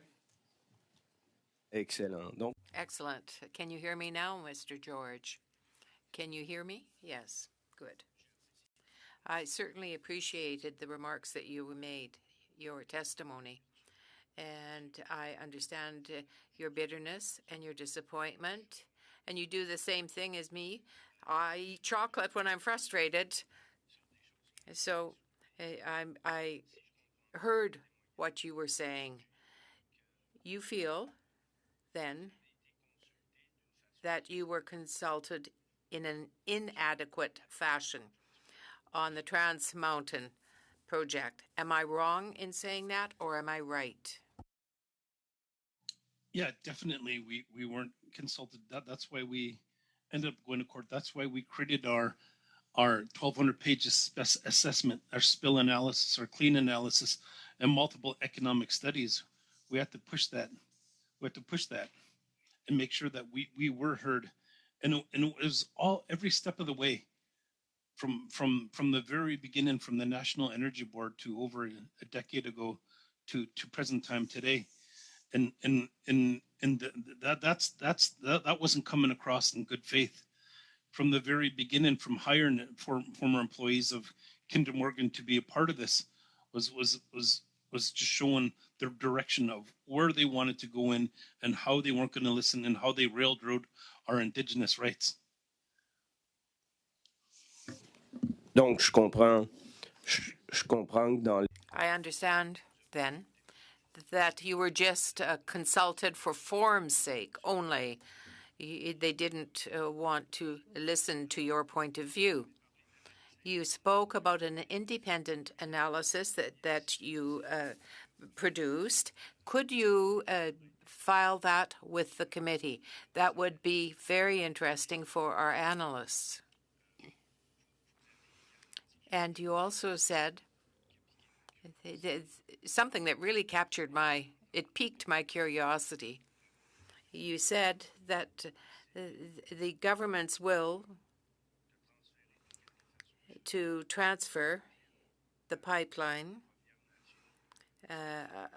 to First Nations was perhaps, in their view, a way of advancing the agenda for reconciliation, but you saw it more as a poison pill because it aggravated the problems with perhaps future oil spills.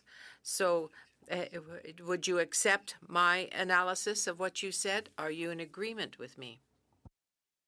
Yes, and more so, yes, we would love to file some more information about the troubles that we had in this process when Canada purchased the pipeline. They're the regulator of the pipeline, so that made things really difficult for us.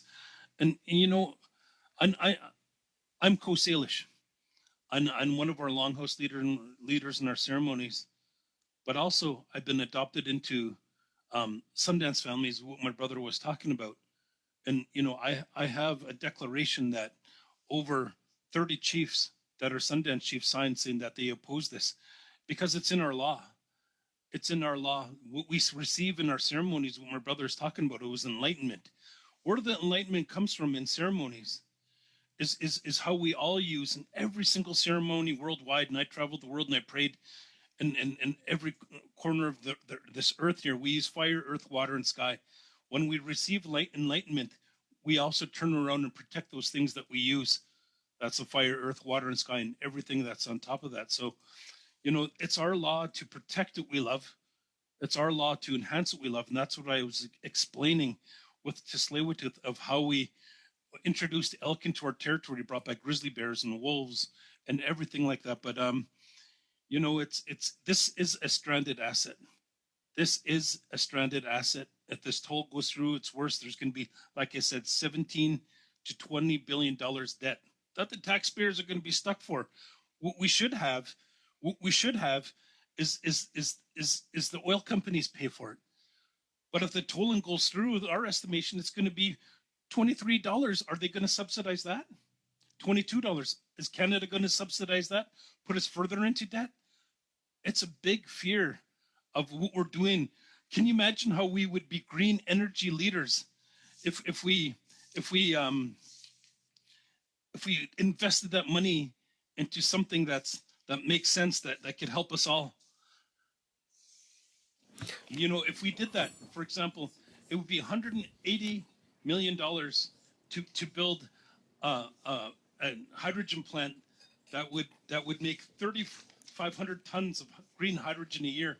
That'd be enough money to deploy 200 heavy-duty hydrogen trucks, 5 fueling stations, and that would go across with the debt of what they spent of $34 billion. That would fund enough. What I just explained, 180 cities across Canada. That's what that would do, and we'd be green leaders instead of funding something that's creating disasters of 434 fires, floods everywhere. But anyway, okay, I saw that. I should say. Je, Thank you. je vais juste prendre une seconde pour. I just want to take a second to thank you, and please do not hesitate to give us any other information in writing that you may have. It will be of great interest to us. Thank you. Yes, we will for sure. Thank you. We will go now to Mr. Angus for 6 minutes. Thank you. I really appreciate the presence of our two witnesses today. And in a previous life, I was a negotiator with the First Nations in Quebec. And sometimes we had to run blockades. I mean, you know, there were good projects and bad projects. And I was involved in mining, forestry, hydro, and projects that should go ahead, that they tried to ignore the communities, and projects that shouldn't go ahead. I'm going to focus on you, Mr. George, because of this powerful document that you have put out on the TMX, and I wanted to get some answers on it. I've got 3 basic sets of questions, so we'll try and get through them.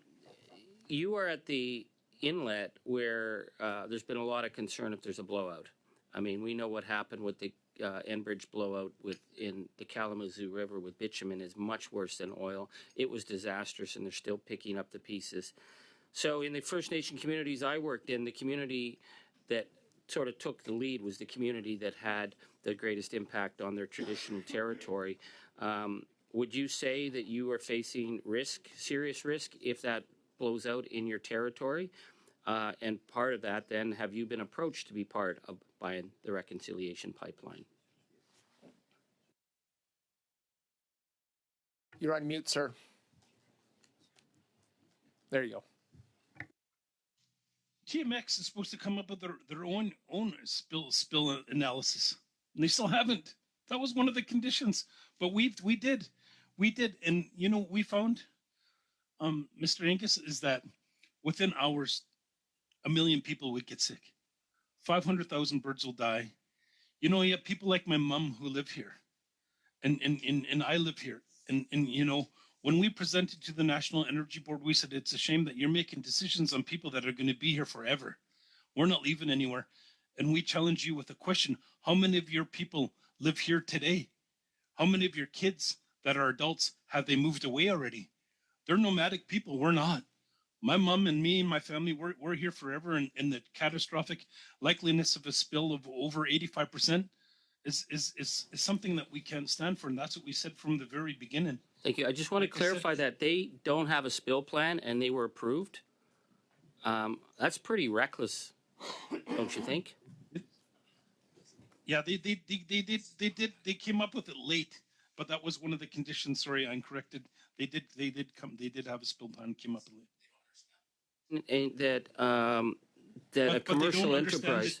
Sorry, they don't understand the deal bit, and that wasn't included in that spill plan. Well, that would be a big thing not to have included.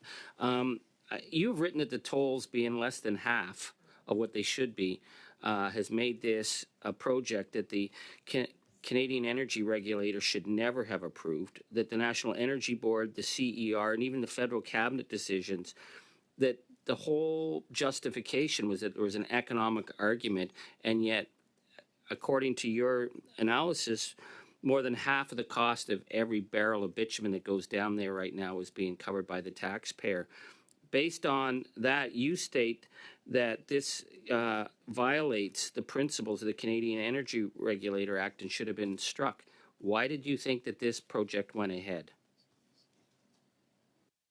Sorry, can you say the last bit again, please?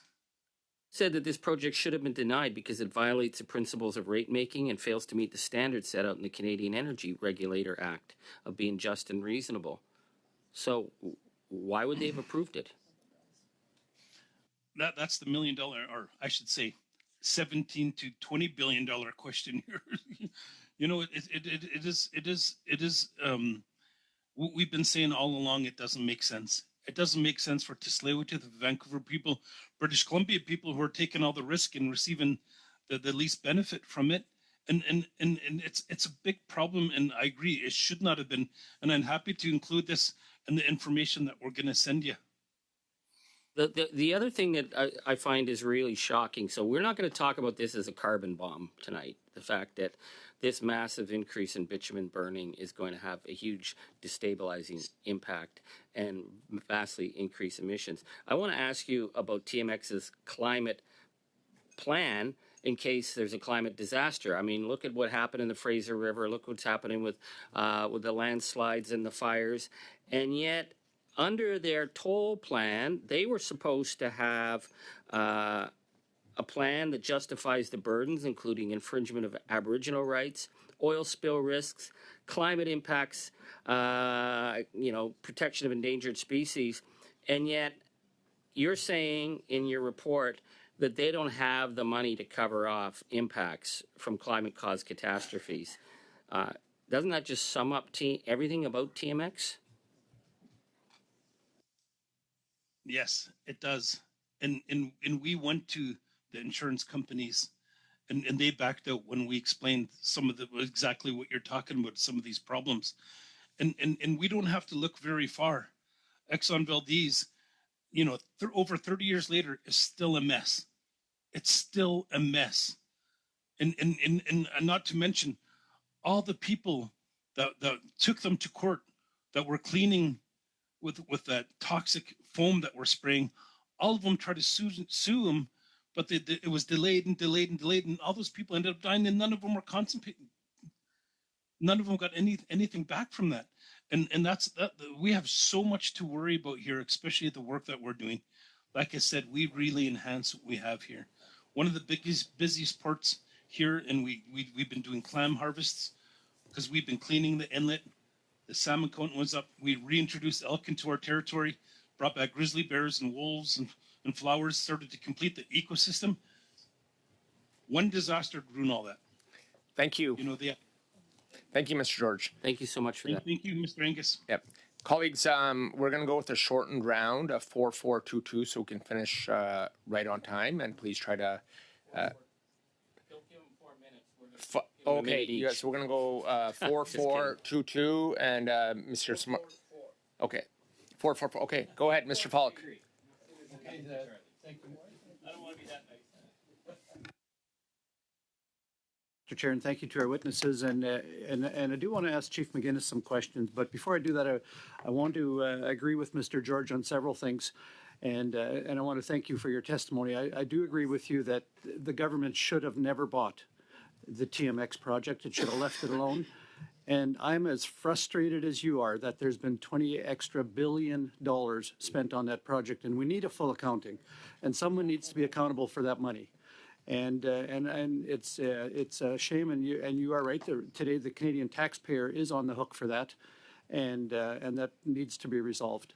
Yeah. And so I'm in full agreement with those comments that you made. The government should have stayed out of the oil business, and it should have left it up to private enterprise. Chief McGuinness, I'd like to ask you some questions, if I may. Thank you so much for coming. Before I start, one quick question. You said we call you Indigenous. What would you like to be called?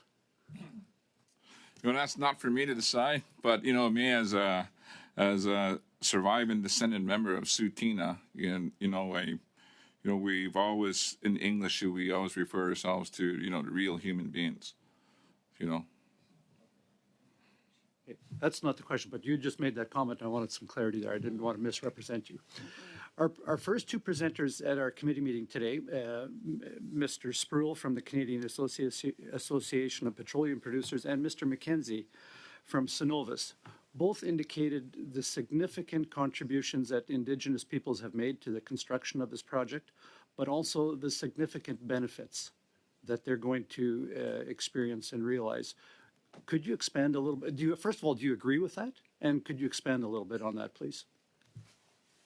Well, just to touch on that, myself, I'm not going to be, I'm here to give a testimony in regards to the Trans Mountain Pipeline and our work on the Trans Mountain Pipeline. And both of those individuals have big jobs, just like all of you sitting here, and it's try to make sense, make everything work and go forward. And our job was to try to engage on the TMX, engage the First Nations. We did that with our own monies. Like we literally spent millions, with allies that we have from industry, and it was from the starting point was through our ceremonies, and talking to George now, my brother there, there's no disrespect, but our people in the prairies have been living amongst oil and gas, and we've never really had our fingers on it, our fingerprint, our footprint on oil and gas, the development of it. But our people have stories and legends of it too as well, teachings that are still alive and well in our homes today. And there's things that we can do to formulate. And again, this is what Natural Law, Red Nation does. We blaze trails. And we can blaze trails on healing. All of us are human beings. We come from Mother Earth. We get a cut, we heal. Same with the planets that we live on. Same with the sun. She heals. Mother Earth will heal. So, with that, I can say, as far as the economics go, no, we've never asked or engaged industry to fulfill our pockets to do engagement, and but we're at the table and we're willing to hear what kind of path we can develop so that all the issues that are happening on the coast. And again, I speak different points here, and Tsleil-Waututh is a powerful nation. I seen their area; it's pristine. Just go out there and see their area. But you come to my area too. My area is the prairies, and you look out to the Rockies. You can see in Treaty 7, on the prairies, you can see for miles. They say long ago that only the brave lived out in the open. So, with that, I thank you. Thank you. Mr. Falk, time's up. Thank you. We're going to go to Mr. Jawari. Go ahead. You have 4 minutes. I think we're going to. Yeah. Go ahead. Okay, Mr. Romanado, go ahead. Thank you for joining us at committee. Thank you very much, Mr. Chair, and through you, I'd like to thank the witnesses for being here today. I'm not a regular member of this committee, but I actually found it very interesting to be participating today and welcome the two perspectives. And I think hearing today, it's actually capturing exactly kind of how Canadians are feeling about this project. And like all of you, we have different perspectives, whether I'm from the province of Quebec, puis je suis en accord avec mon collègue. And I certainly agree with my colleague, Mr. Simard, and in what he said with Mr. George for information requested. Very different perspectives is something I think, Mr. McGuinness, you spoke about. And I'm also the parliamentary secretary to the Minister of Emergency Preparedness and was heavily involved in the evacuations for the wildfires and so on, to see the devastation of our planet in terms of these natural catastrophes that have been amplified by climate change. And I just would like to give you an opportunity, Mr. McGuinness, to help us with your perspective in terms of finding that balance. You spoke about that balance, and I think that'd be something that'd be most welcome to this committee, a little bit about the project. With the balance, it comes a lot of hard work, and put it that way. Anything that you do in life, there's a balance of hard work and determination and boundaries that one must cross. I sit here today and I speak in English. It's not my first language. And I apologize, to my elders, that I don't speak in my mother tongue, my father tongue, to everybody here. And the balance that we do see, that we do talk about, again, will come from the natural laws, the ceremonies, the things that we believe that are holy, that are sacred, and Jeremy talked about that earlier, and it'd be nice if we can have, that type of engagement from the other side coming, to our side as well, and let's just say it, there's a lot of things that happen. The wildfires, you make comment there, and, I feel for the families, that have their homes burnt up and destroyed, but they say a lot of these fires come from people coming out, from the city, and not understanding wilderness, and the ones that are, doing the due diligence to let the people come out and enjoy hiking, we got to engage with them.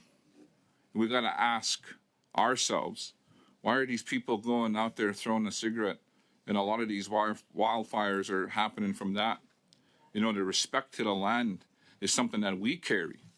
You know, understanding, again, I always go back, understanding the creation stories. And we have that connection to the cosmos, you know, to the stars, to the sun, to the moon, to Mother Earth, and to all things that matter, that live, ones that walk, swim, fly, crawl, and grow. We have that connection. Thank you. Thank you very much, Mr. Chair. Thank you. We'll now go to Mr. Smart has passed his time over to Mr. Morris. Go ahead.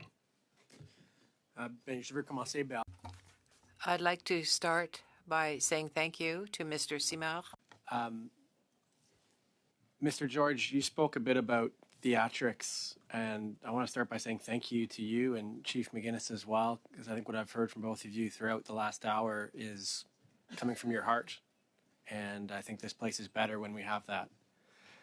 I also think, Mr. George, you asked a question of us in your testimony about our perspective, and so I wanted to start briefly on that. I live quite far from the pipeline. I live all the way out in Ontario.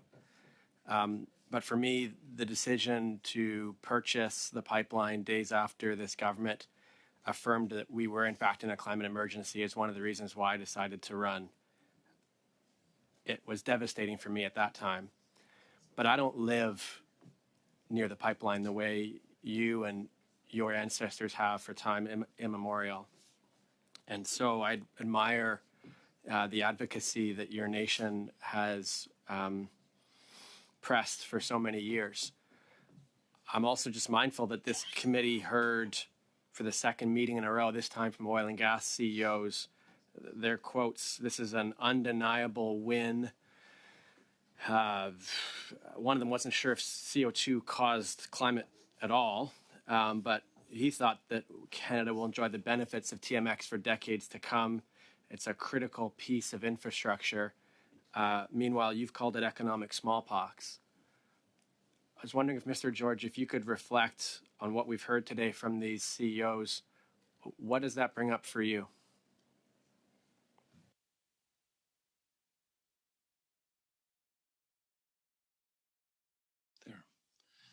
You know, it's baffling to me at the state of where we are today and where we continue to go. These tragedies are for sure not the new norm.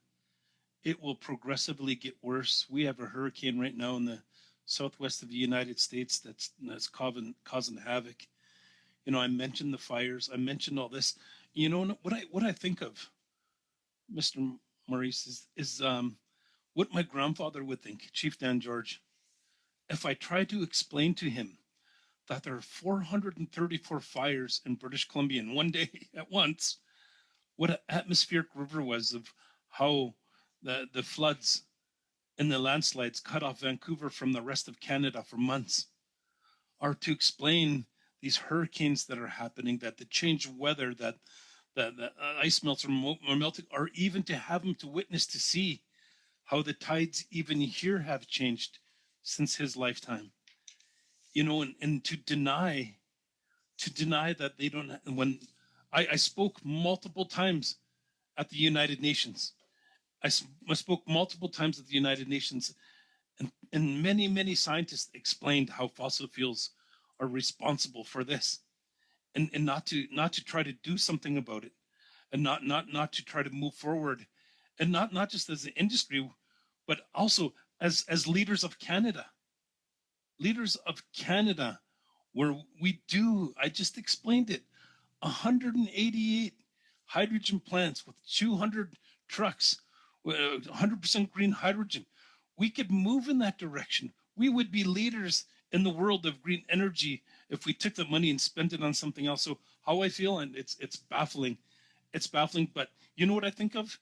Is everybody who's speaking, and including those, they're part of the human race. Because they're incapable of making sound decisions for themselves and their future generations. I'm doing my best to do that for them, to make sure our future generations have something. Thank you. Thank you, Mr. George. And I want to thank both witnesses for your testimony today and appearing for the study. If you would like to provide an additional brief, you can please send that in directly to the clerk. And thank you for joining us today. I look forward to seeing you again. And a reminder, colleagues, for the study of Canada's electricity grid and network, members, please submit your suggested drafting instructions and recommendations for the report no later than Friday, October 11th, 4 p.m. That concludes the meeting. Meeting adjourned.